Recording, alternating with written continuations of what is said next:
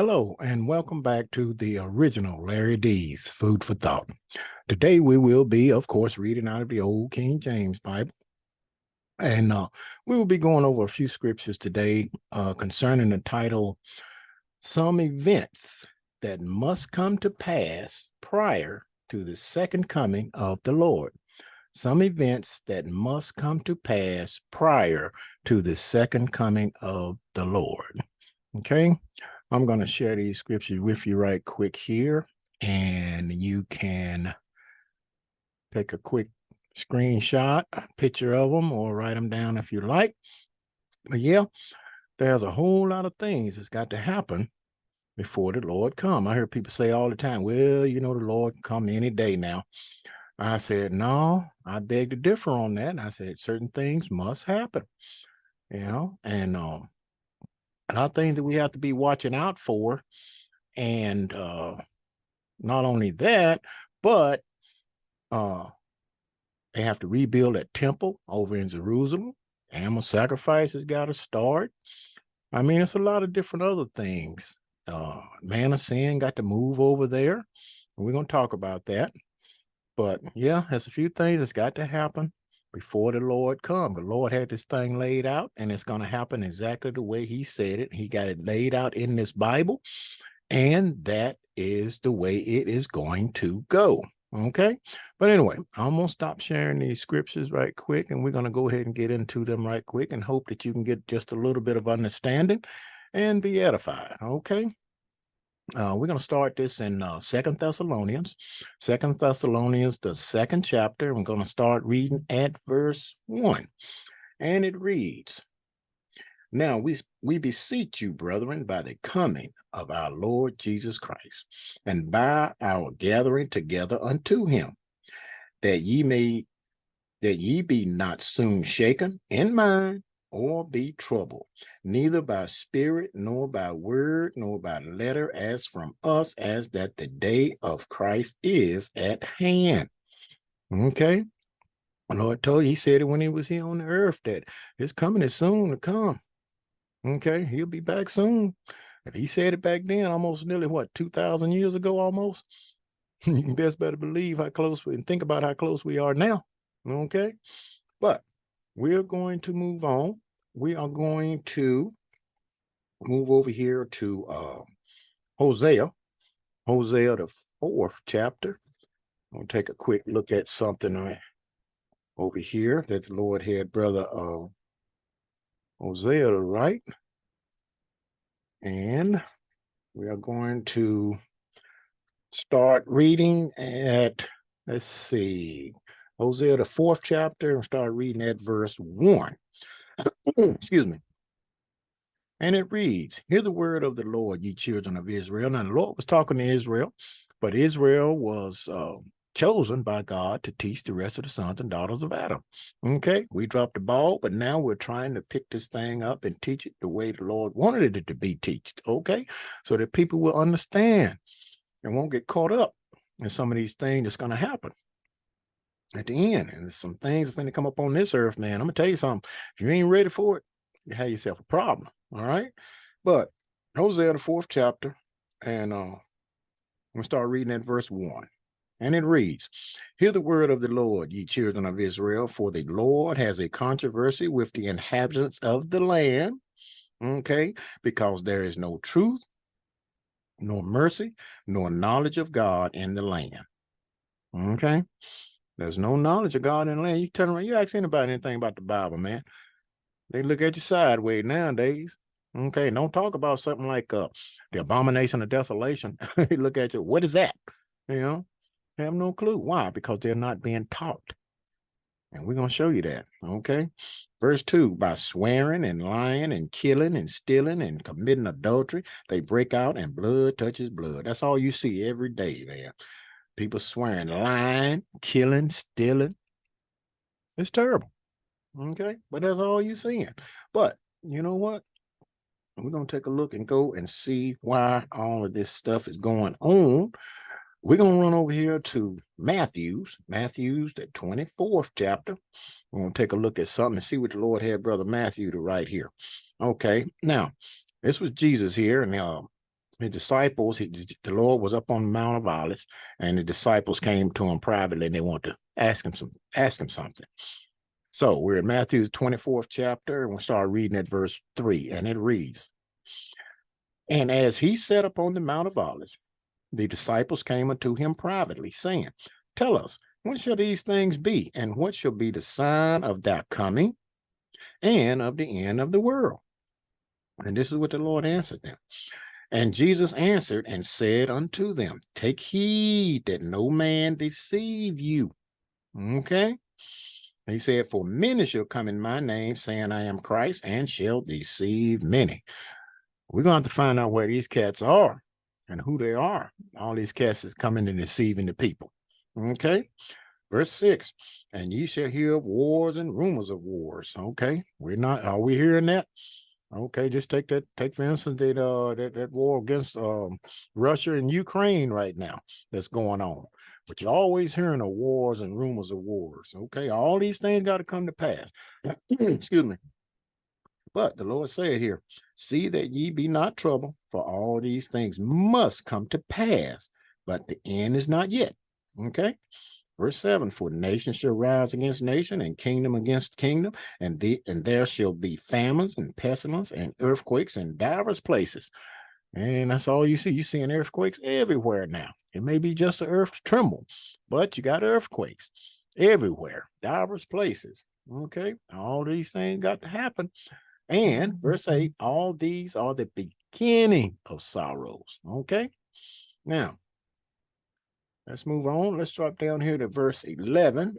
And let's see. And it reads, and many false prophets shall rise and shall deceive many. Say it again. Okay. And because iniquity shall abound, the love of many shall wax cold. Tell you, people, now you notice it. You look around, man. You notice there's no love for anybody anymore. Okay. You try and speak to somebody. Hey, good morning. How you doing? They look at you. They look at you like you're crazy. What you talking to me for? You know, it's crazy. I don't think about trying to pick up a hitchhiker. Shoot, you scared you might get stuck up. You get held up. Take your car or something, rob you. It's crazy. No love for anybody anymore. And now, and these many false prophets that to rise and deceive men, where they at? I'd like to know where they at. Let's see if we can find out. Okay. Let's turn over here to let's go over here to Jeremiah right quick. Go to Jeremiah and see what the Lord had Brother Jeremiah to write here. We're going to Jeremiah, the 23rd chapter, and we are going to start reading at verse 1. And it reads, Woe be unto the pastors that destroy and scatter the sheep of my pastor, saith the Lord. Therefore, thus said the Lord God of Israel, against the pastors that feed my people, ye have scattered my flock and driven them away, and have not visited them. Behold, I will visit upon you the evil of your doing, saith the Lord. Okay. Those cats, you go and read in Romans, the 1st chapter, where the Lord said, had it written that they hold the truth in unrighteousness. They know the truth, but yet they hold the truth. Why? Because for one thing, they know that the Lord's Sabbath day is Saturday. So why don't you stand up and say, hey, look, the Lord's Sabbath day is Saturday. We got to start going to church on Saturday. They won't do that. They hold that truth in unrighteousness. Okay? But you have scattered his flock. I'll tell you something. The Lord said he's going to visit upon you the evil of your doings. I'm telling you. Better get it together. Okay? But let's move on. Let's go back over here to Matthew's right quick. Let's going back to Matthew's 24th chapter. We'll take a quick look at something else there. Okay. Going to Matthew's 24. And we're going to start reading at verse 14. And it reads, And this gospel of the kingdom shall be preached in all the world for a witness unto all nations, and then shall the end come. Now, let me ask you something. You got all of these churches all over the world. Okay. And if they teaching the word, Lord said his gospel of the kingdom got to be preached throughout all the world. How come the end's not here yet? Obviously, somebody's not teaching what the Lord said teach. Okay, because it haven't got there yet. But pretty much. But they ain't teaching it. Okay. All right. Verse 15, when ye therefore shall see the abomination of desolation. Abomination of desolation, what in the world is that? Spoken of in the book of Daniel. We're going to read that. The abomination of desolations. This cat is sitting over there in Vatican City right now, heading up the Roman Catholic Church. Okay. The abomination of desolation. That's who it is. Spoken of by Daniel the prophet. Stand in the holy place. Whoso readeth, let him understand. Go stand in what holy place? They're going to build a temple over there in Jerusalem. When they build that temple, this guy is going to pack up shop and he's going to move over there and he is going to be placed in that temple. Okay. The abomination of desolation. And when he stand in that holy place, it's going to be on like a chicken bone. Okay. Now, let him which is on the housetop not come down to take anything out of his house, neither let him which is in the field return back to take his clothes. That's going to let you know just how urgent it is. Once this guy stand in that place, let you know how urgent it is to the book. I mean, you got to hightail it. And you got to know where to go and when to go. Okay. Now, are you being taught these things in your church? If not, you might just want to see if you can find you a church that's teaching this kind of stuff. All right. Okay. Now, let's read a little further here. Verse 21, for then shall be great tribulation. So when this guy move in that place, that's going to kick off that great tribulation. They had 3.5 years of great tribulation that you probably haven't heard of in your church. If you did have heard, they probably told you it was 7 years, and that is not the case. That is not true. Because if you're going to mess around and drag your feet this first 3.5 years, you're going to have yourself a problem. You're going to be smack dab in the middle of it. Okay? For then shall be great tribulation, such as was not since the beginning of the world to this time, no, nor ever shall be. That's going to be a terrible time, people. I only have one time like that. I'm telling you. Okay. Verse 29. Immediately after the tribulation of those days shall the sun be darkened, and the moon shall not give her light, and the stars shall fall from heaven. Wait a minute. You know what? Did you catch that? The stars shall fall from heaven. You look up at night on a clear night, you can see the stars. So if they're in heaven, what is that? That's the atmosphere. And outside the atmosphere, are you looking at the stars? And you call it heaven. So obviously, there's more than one heaven. Actually, we got 3 heavens. We have the earth, the first heaven, the firmament, which is the air that you breathe. Okay. Second heaven, where you looking at them stars, the sun and the moon and all that. And the third heaven is where Jesus, the Father, and the holy angels are. Okay. All right. But they shall fall from heaven, and the powers of the heavens shall be shaken. And then shall appear the sign of the Son of Man in heaven. And then shall all the tribes of the earth mourn. And they shall see the Son of Man coming in the clouds of heaven with power and great glory. Okay. There come the Lord. All right. Now, let's go over here to Daniel right quick, because you know Matthew was told, he referred you over to the book of Daniel.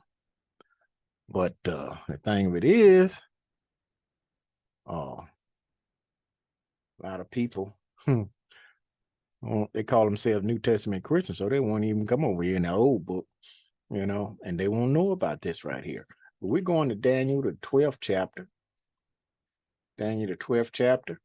And we're going to start reading, excuse me, at verse 1. And it reads, and at that time shall Michael stand up, the great prince which standeth for the children of thy people, and there shall be a time of trouble such as never was since there was a nation. Same thing Matthew was telling you about. Be a terrible time. even to that same time. And at that time, thy people shall be delivered, everyone that shall be found written in the book, or the book of life, okay, that you read about in Revelations. Okay, now, verse 8, and let's see what Daniel said here. And I heard, but I understood not. Then said I, oh my Lord, what shall be the end of these things? Okay, but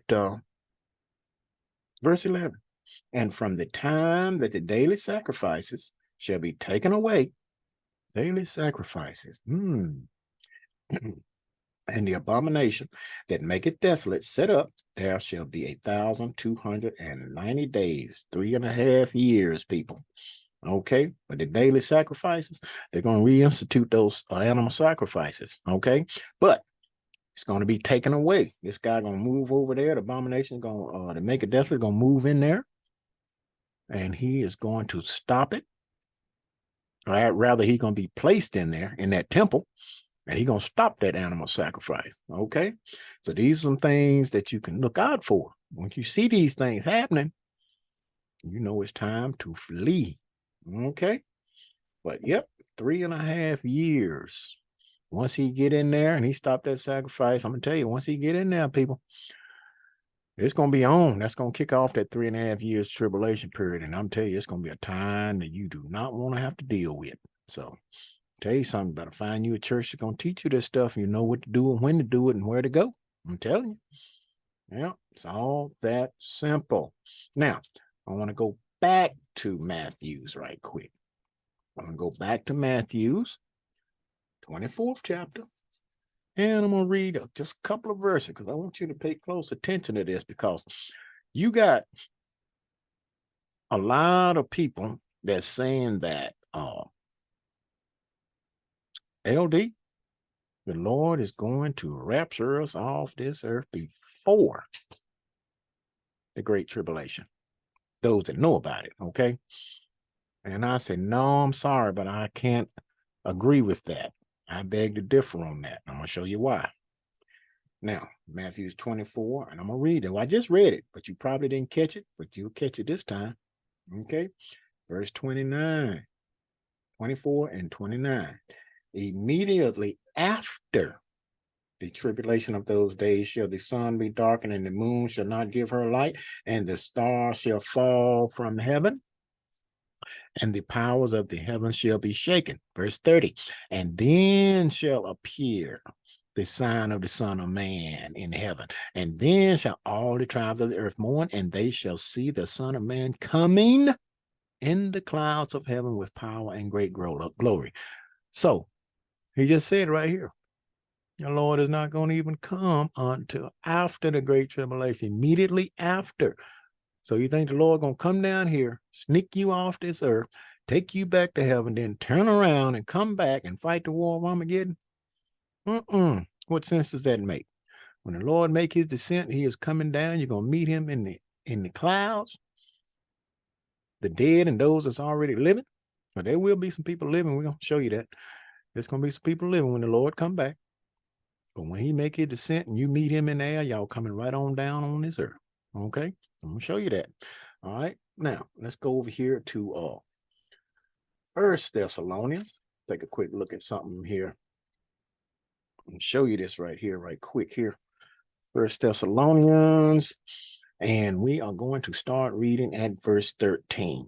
Okay, and it reads, but I would not have you to be ignorant, brethren, concerning them which are asleep, that ye sorrow not, even as others which have no hope. Okay, when he talking about sleep, he talking about those people that died in Christ. Okay, they died and they died right. All right. For if we believe that Jesus died and rose again, even so them also which sleep in Jesus, the ones that died in Christ, will God bring with him. For this we say unto you by the word of the Lord, that we which are alive, so see, it's going to be some people still alive when the Lord comes, and remain until the coming of the Lord shall not prevent them which are asleep, which those which are dead. For the Lord himself shall descend from heaven with a shout, with the voice of the archangel, and with the trump of God, and the dead in Christ shall rise first. Okay. 17. Then we which are alive and remain shall be caught up together with them in the clouds. Okay.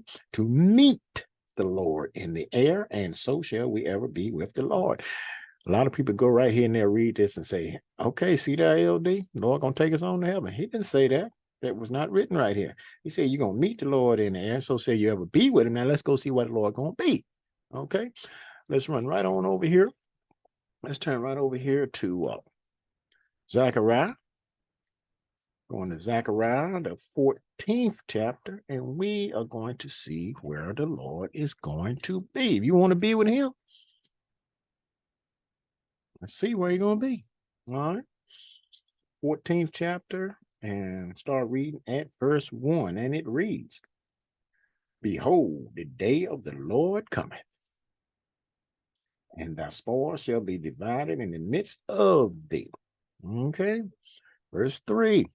Then shall the Lord go forth and fight against those nations as when he fought in the day of battle, and his feet shall stand in that day that he come, upon the Mount of Olives, which is before Jerusalem on the east, and the Mount of Olives shall cleave in the midst thereof towards the east and towards the west, and there shall be a great valley, and half of the mountain shall remove to the north, towards the north, and half of it towards the south.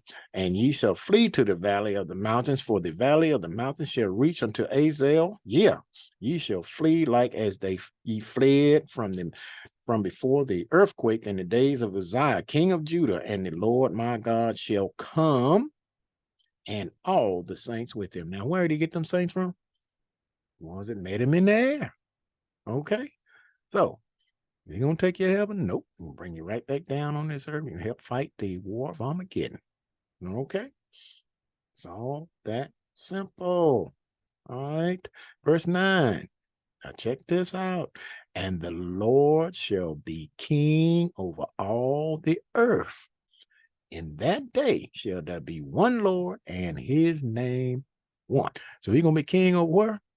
Over all the earth. So those are just a few things that's got to happen prior to the Lord coming. Okay? That man of sin, well, you're seeing wars and rumor of wars now, earthquakes in many places, diverse places. Okay. They're going to build that temple over in Jerusalem, and they're going to start up the animal sacrifice. And you're going to see the man of sin, which is the abomination of desolation, which is Papa over in Rome right now. Actually, the Pope. You're going to see him pack up shop, and he's going to move over to Jerusalem, and he's going to stand in that holy temple, in that holy place, like it said in Matthew 24th chapter. And he's going to stop that animal sacrifice, and that also is going to kick off the great tribulation, the 3.5 years of great tribulation. Okay, and immediately after that, then you will see the coming of the Lord. Okay, now, but with that, food for thought. Think on these scriptures and words throughout the course of the day, and until the next time, peace.